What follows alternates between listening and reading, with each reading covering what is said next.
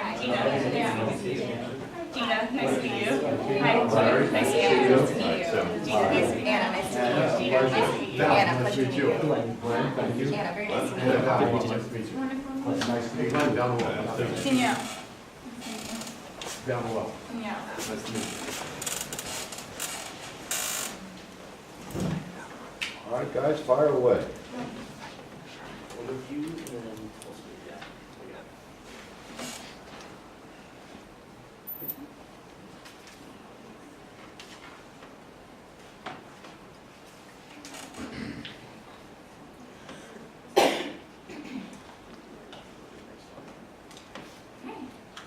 Good afternoon, ladies and gentlemen. It is my honor to present to you our UNF Transportation and Logistics Flagship Program team.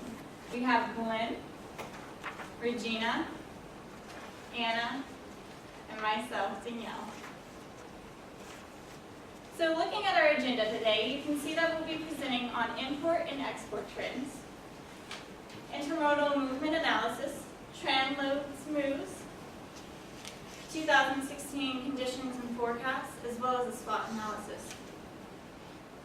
To begin, let's look at a macro view of our imports and exports. We can see over the past 7 years that imports have increased by 18%, and exports have increased by 16.7%. Looking at this now from regional level, we can see that the East Coast ports have done a fabulous job of increasing their amount of imports over the years. I would like to specifically highlight how our West Canadian ports have had tremendous growth over this time. And in conjunction with that, our Northwestern ports have actually declined. After doing further research, that we've discovered that the Western Canadian ports are advertising themselves as a gateway to the United States. They now account for 4.4% of imports from Asia into the U.S. Looking at our regional exports, you can see that we've also seen similar trends. The East Coast are doing wonderful with their increases, but I do want to highlight that there has been a slight decrease over the past few years. Very specifically though, not all regions are seeing this decrease in exports. In fact, our West Coast regions are doing very well, and they are increasing with our number of exports. So something to keep in mind. Well, Danielle talked about the trends we discovered concerning movements of containers going into and out of the United States. I'll be discussing the trends that we found concerning the movements of containers within the United States as well as Canada. This graph here is from 2007 to 2016. It's showing revenue moves split between international and domestic containers on container type basis. So your 40s, your 45s, and your 20s are international. Everything else would be domestic. So the biggest trend you see here is that in 2007, the split was quite large. It was essentially 62-38 in favor of international. That gap has since narrowed in 2016 to essentially a 50-50 split. Still in favor of international a bit, but about 50-50. And this is due to two reasons. The first is that international container movements have stagnated since 2007 to where they're about the same level they were in 2007 as they are now in 2016. In addition to that, domestic container movements have actually increased substantially over that same 9-year period to, again, reaching the now 50-50 split we see here today. Also important to note about this bar graph here is for the first time in 6 years, we see a decrease in the number of international container moves from 2015 to 2016, and a pretty much horizontal movement of domestic container moves over that same time period. However, that resulted in a total decrease in the number of intermodal container moves from 2015 to 2016. This graph here just breaks down on an equipment type basis how that changed and how the decrease occurred. So trailer usage was down 22.6% from 2015 to 2016. Domestic equipment was up 4%. However, that was offset by the decrease in ISO container movements, which are those 2040s and 45s, of about 3.3%. These charts here, now I'm going to focus strictly on the geographical movements of ISO containers from 2007 to 2016. These graphs show percentage changes in movements across the regions that we provided in the map. So on the left are origin moves. These are concerning moves of containers moving out of these regions, and on the right is destination moves, so containers moving into these said regions. The biggest trends to take away here are the increased number of moves coming into and out of the Western Canadian and Southeastern regions, and conversely, the decreased substantial amount of container movements coming into and out of the South Central, the Southwest, and the Northwest regions. So again, while the number of international container moves from 2007 to 2016 have stagnated. There's been a large geographical shift in the positioning and the movements of these containers. And this data kind of supports what Danielle was talking about with her import and export trends as well. This final graph here I will present to you guys, it's a similar kind of aspect to the previous graph, but it brings in two additional factors. The first being it brings in a combination of regions. So instead of looking at a destination and origin distinctly, bringing the two together to form a regional pair or lane corridor, if you will. The next factor it brings into is domestic container percentage changes over the time of 2007 to 2016. So what you see here in these volume laden lanes, that there's been an increase in the usage of domestic containers and a subsequent decrease in the usage of international containers.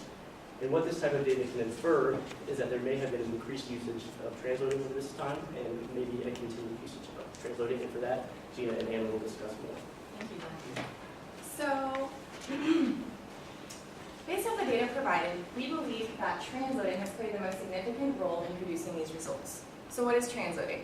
It is a process by which ocean-going 20, 40, and 45-foot containers are moved quickly through a facility before being loaded into an outbound 53-foot domestic for ultimate destination routing. What are the advantages to transloading? Well, one would be that it simplifies your operations when you consider that 3 ocean-going 40-foot containers can be consolidated into 2 53-foots. This creates fewer inlands and allows for significant savings. Another advantage would be the creative efficiencies as well as the flexibility. Most transload providers are able to fulfill customer orders through segregating and stocking the predetermined inventory from these imported containers.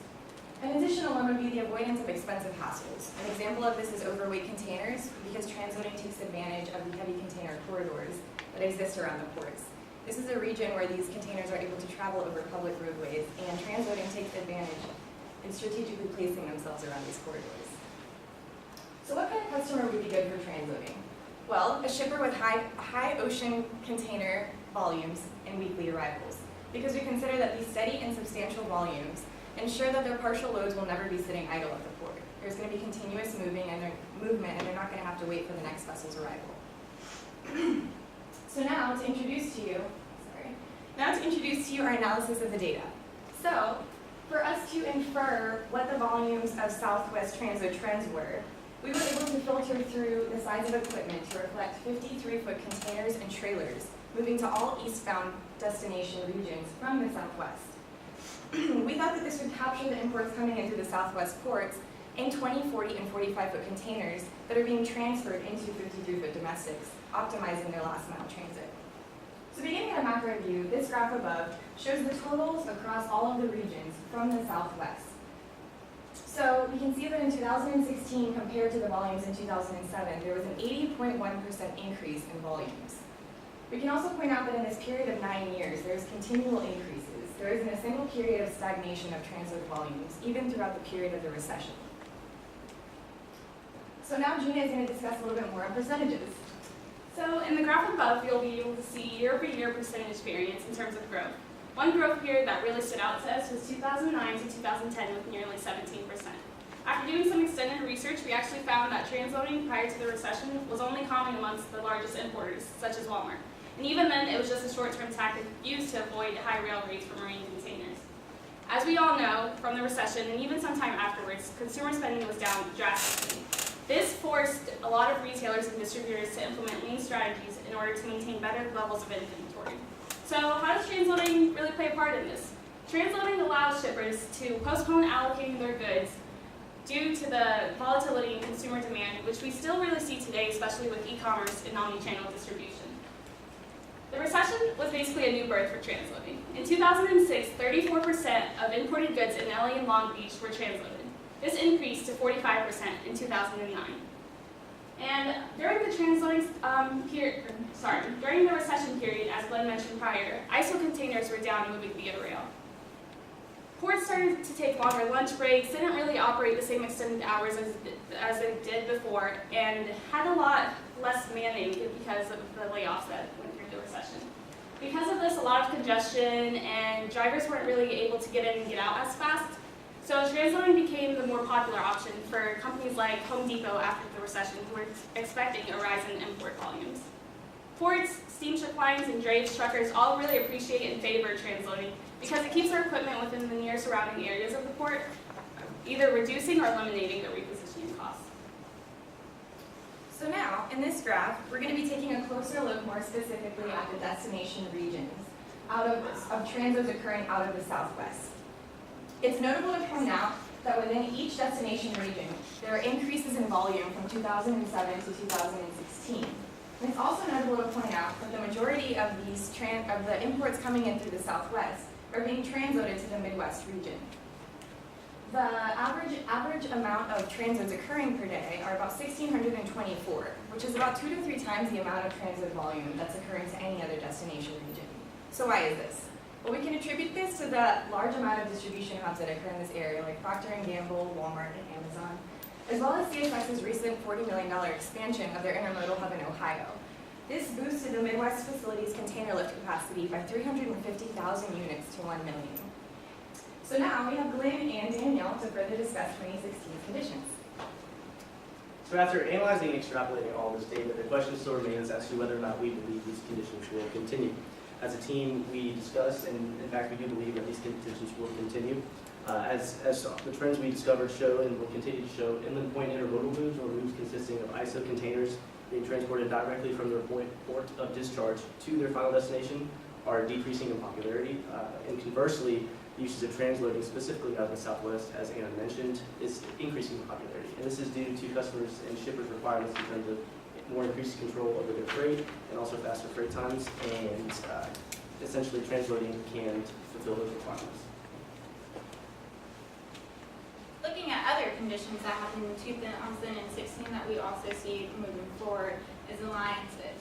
Whether it be the alliances going down from 3 to 1 in Japan or 2 to 1 in China, this is not only something that we're seeing globally, but is actually currently happening domestically. The Trans-Pacific Vessel Sharing Alliance on the West Coast commenced on April 1st. This took 4 vessel sharing alliances and consolidated them now to 3 with revised port routing. With this, the imports from Asia, there are fewer sailings, and the new networks allow for faster transit times for nearly half of the services provided. The one thing, though, that is noted to say is that the West Coast needs to leverage their technology and these new alliances in order to stay competitive with the East Coast. This moves us on to the next point, which is our East Coast migration. As a group, we discussed and decided that 3 main reasons why this East Coast migration is happening is because of the Panama Canal locks, the dredging of deeper channels, and the fear of labor issues with the West Coast. The Panama Canal locks were completed in 2016 and are changing the industry. This allows for larger ships to enter on the East Coast, allowing for more imports and exports on that region. The dredging of deeper channels is of course happening all over the East Coast, and I would love to highlight 3 specific ports. Specifically here, our Jax port is heavily investing in deepening our channels, as well as working with CSX on our intermodal container transfer facility. Another port I would like to highlight is the Savannah port. They're working on a project right now to deepen their harbor to 47 feet, and we'll have this completed in 2020. And lastly, I would like to highlight the New York port. A lot comes through this port, and it's very important to us, and they have just completed deepening their harbor to 50 feet in 2016. And they are also working on a project to raise their bridge to allow for larger ships to come in. And lastly, the fear of labor issues on the West Coast. There's a lot of unpredictability along on the West Coast, and a lot of companies are looking to the East Coast for their reliability because of the labor unrest within the West Coast.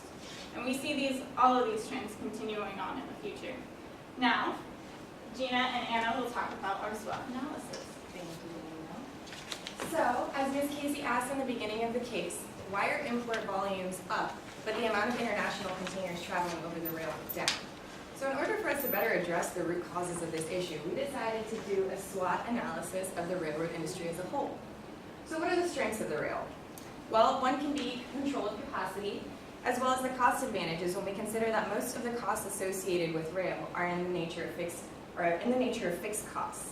So when we consider that every increase in railway moves leads to a decrease in average cost, And we can also consider that rail transport is more cost-effective in the use of labor and more economical and quicker in moving bulkier goods longer distances. Also, another one is the strong brand recognition. When we consider that railroads are known for their dependability, their reliability, and their consistent quality of customer service. They have set schedules and fixed routes, so they're considered the most reliable mode of transport, as well as the infrastructure. When we consider that more close attention is paid to the maintenance of these railways, as more so than the public roadways and bridges that exist. Gina will discuss the opportunities and threats. So now some opportunities for rail. E-logs. With e-logs being implemented, a lot of constraints are going to be put on drivers with how many loads they can pick up in a timely working manner. In addition to this, it's going to require 100% compliance with drivers. And a lot of them already feel as if their trust isn't valued as much anymore due to being longtime veterans in the trucking industry, which kind of leads us to foresee a shortage of drivers due to them maybe planning on retiring a little bit earlier. We also see that possibly a decrease in customer satisfaction due to the real-time accountability these drivers will now have, because any customers will be able to see in real time any issues that are going on and are going to expect immediate reactions. Another opportunity is a diversification of services. We believe by implementing more value-added services would be a great way to kind of enter and tap into new and different markets. An expected increase in diesel price. We actually did a year-over-year comparison, which we can provide upon request, and with the diesel fuel index, and in January 2016 compared to January 2017, we saw a 0.437 increase. Some threats for rail. First threat is the previous soft truckload market. A lot of trucking companies were pretty desperate to grab any loads that they can due to all the capacity that was available, and because of this, rates were really low. Another threat is the Ocean Alliance. As Danielle previously mentioned, the Ocean Alliances now forming will have mega ships which are carrying maybe possibly over 19,000 TEUs, which we really see a lot of congestion that's going to happen at the ports and not being able to accommodate them. And as Anna mentioned, one of the strengths of rail is actually their reliability and consistency with scheduling. And we just feel that rail might not be ready to meet those requirements yet. The last threat is visibility. With just-in-time supply chains becoming more popular across different industries, shippers now more than ever want complete control over their goods, which is kind of hard to do with rail in comparison to trucks. And now we would like to formally introduce our solution. So how can the industry really move forward and better on to 2017 and beyond? We actually came up with a memorandum that we would like to address to the intermodal industry, and the memo really consists of kind of focusing on one seamless solution moving forward. In this seamless solution, we kind of tapped into what the rail has really done to improve now and in the past.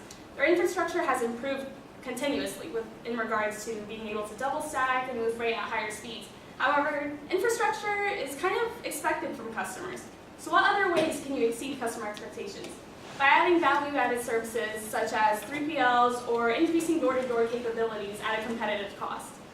And also, in regards to this, you want to be able to build that strong relationship. And by kind of exceeding your customers' expectations, you'll be able to do so in regards to maybe improving origin and destination drayage and timeliness. So the analysis behind this recommendation concluded that the rising costs from parcel to LTL to truckload will encourage the shifting of freight and more experimentation in regards to shipping methods. The biggest benefactor through this experimentation is said to be the intermodal rail industry. When we consider that the biggest cost saving, there's the biggest opportunity for cost savings. And as the U.S. population continues increasing, the percentage of freight tonnage moved will continue to increase as well.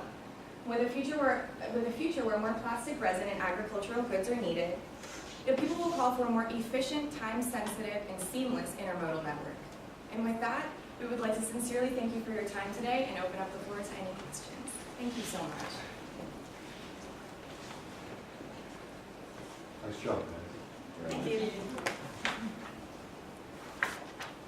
I guess let me open the rounds of questioning. You presented some excellent analysis, I think, of the long-term trends over the last 10 years using the data that we had. The question on the table is, something changed in 2016. And in terms of the analysis, I wasn't sure I was able to see what you're saying changed. So help me understand what you think was different about last year versus that 10-year analysis.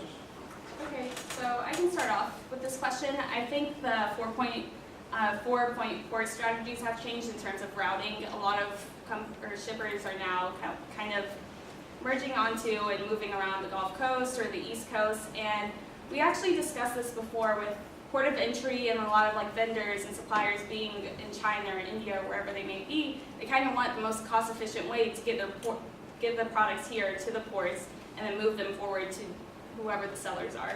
So I think that's one of the biggest changes we've seen in regards to 2016. Yeah, and also I did some outside research and kind of confirmed it with the data. 2015 versus 2016. 2016 had really slow seasonal sales or seasonal moves. So from a period of, I think it was February to maybe July, as opposed to 2015, there's a lot fewer moves moved via intermodal for international containers. So I don't know the reasoning behind that, but that was definitely one of the data pieces that we pulled from the information. But if that theory is correct about changes in routing, where would you look in the data to try and see that? Through the imports, and Danielle kind of did more of the analysis on imports. Right. So as I mentioned with the imports, we've seen that 18% increase over the years. But specifically, I did some research on the West Coast, and with the West Coast imports, it's been really interesting to see how the alliances and everything is going. I know there was a surge of rates for spot containers right before April 1st, which kind of helped offset the straight 8-week decline that has been happening with those rates over there because of the large capacity.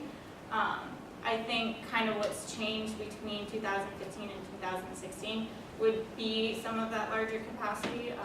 I know when I was reading about it, it said that rates in 2015 were drastically lower than they were in 2016, even with the lower rates coming from this year. And they see that after, especially with like VOCs, that moving forward after this alliance, specifically in the West Coast, on April 1st, that it'll kind of rebalance itself a little bit more. So I would say for 2015, it would be a capacity thing, as well as those Panama Canal locks that I mentioned earlier that we saw in 2016 conditions. I think to bring it over to the East Coast, that the East Coast is definitely going to see a lot of changes because of those bigger ships being able to come in due to those locks being completed. What did you re-explain the diversification of services? What was meant by that? Okay, so by that, we kind of wanted to address the intermodal industry in a way to kind of have a better solution moving forward. And we thought in a competitive manner, if the rail industry were to kind of introduce more value-added services, and we talk about this kind of like what 3PLs do, whether it's like tagging or anything that goes the extra mile, and you can really sell it to these shippers, because in the end, all they really want to do is be able to eliminate excess work and improve time. And as long as they're showing that you value that, I think they'll take it into strong consideration, because cost savings is already one of their strong benefits to using rail. I think also in the consideration too that more shippers and customers in general are looking for one seamless solution. They don't want to jump from one person to the other, one to provide one service and then they have to go to someone else to provide the other service and then someone else. They want someone who's going to provide the whole package to them. It will make them more loyal, build more of a customer relationship. And if rail was able to offer these additional services, I think it would really bring the customers in and make them stay more. That kind of. And how are diesel prices and driver issues, how do they play into this mix? So diesel prices, we ran the cost analysis in comparison with 2016 to 2017, and we've seen a continued increase, and we're assuming that it'll continue to increase. And with the fuel surcharges, maybe the cost savings, I guess you could say the margin now will be kind of like increased to where rail may become the better option to choose in regards to moving their goods rather than using trucks. So you could summarize to Joni. So she's sitting here right now saying, okay, so give me one paragraph. Okay, explain what happened, what we should do going forward. What would that be? Okay, I'll start it off. So I think moving forward, there's been a lot of improvements in infrastructure. However, I don't really think that's enough to kind of sell intermodal. To sell intermodal and to see like why should shippers choose that, you need to be able to listen to them, as Anna mentioned, having one point of contact, having a variety of service offered. And I think they need to invest and tap into different markets. And I know we did some research on bulk commodities coming in and being able to really accommodate all these different types of markets and being able to provide those value-added services moving forward.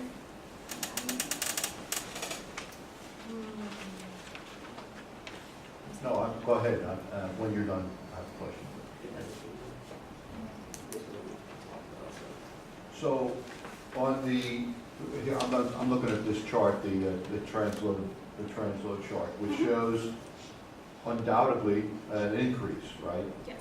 But there are potentially a number of reasons why that might have happened. It could be that the amount of freight coming into the region on imports was going up at the same rate. If it was, then nothing's happening with transloading. So did you make that comparison? You know, is this going, in other words, let me ask the question differently. Is this going up faster than imports? Is there a trend here? So it is going up faster than imports, but I would specifically talk about, when you asked that question, like the analysis done between imports as well as transload moves. We saw a lot of connection between the decrease in iOS containers and the increase within transloading. I was just saying, what you presented as the import trends, and I think that's over the same, is that over the 9-year period? The graph, yeah, so basically you would just see what the percentage change was for the accurate import trends in the Southwest region, then we could compare that up to that, so the difference would be with reliable data. Right, that's my point, is that if imports coming into the Southwest region are going up just as fast as this, then it's just tracking. Right, it didn't go up 8%, obviously. No, we didn't notice the same levels of increase of imports through the Southwest region. Right, so this would imply then that the percentage that's coming out in transload is going up. Correct. Yes. But that would have been a useful thing to see, is my point. Right. We have the percentages for each of the regions and folders. Would you like I to think he's see? looking for the difference. Yeah. Because the core question on the table here is what's changed, and will it continue? That's what Joni is looking for the answer to. So, all of your presentation, and I'm just suggesting, needs to be oriented towards answering the question, right? And this is a step along the way, but it doesn't tell me quite what I need to know. I have a comment on your presentation. This slide specifically, first of all, it was very good. And I thought that they were very clear. I like big numbers. And you'll find that the people who are decision makers in corporations are older normally, and you can't see as well. So I do appreciate that. I'll speak for myself. Completely accurate. But this slide right here bothers me a whole lot, and I'll tell you why. This is a very busy slide. You got, and I will say that your colors are really good, and your slide's depicting what's there. But this one's very distracting, and the only reason it is because you've got this art down here. I actually got to this and I was like, what is that? And there's a few others here. This is very good. You see you have the world down there. I mean, you do want color and you do want pop, and that's very good. But it distracts away because you know what? When you're talking, people are really reading. They really do. And then they get to it, and then they listen to you. So that's just in your presentation skill. But just leave these out, and this would have been, I would have given you an A++ on this, the way that it was presented, except for your graphics, and it does take away from it. And you're from Jacksonville. It reminds me of the Jaguar Stadium. You're looking at the screen, and you're looking at all the advertisement, and then you forget that you're here to watch the game. And that's and the information is your game here. Thank you. Thank you. One other thing, just, of all the UNF presentations that I've listened to, yours has been the best. So compliments to that. Thank you. I would suggest, and I like the presentation, it's great, just to state what the issue is when you started, you went right into the thing, and without restating what it was you were, I mean, we should know that by default, I guess, but it would still be good to identify that here's the issue you've been asked to address. Right. And here's the solution. Okay, Yep. but I do want to echo what Kurt said, the last couple of years, UNF has been rather underwhelming. Yeah. You guys, I thought, did a did a very good job. Thank you so much. Thank you. Really appreciate it. Very good job. Thank you.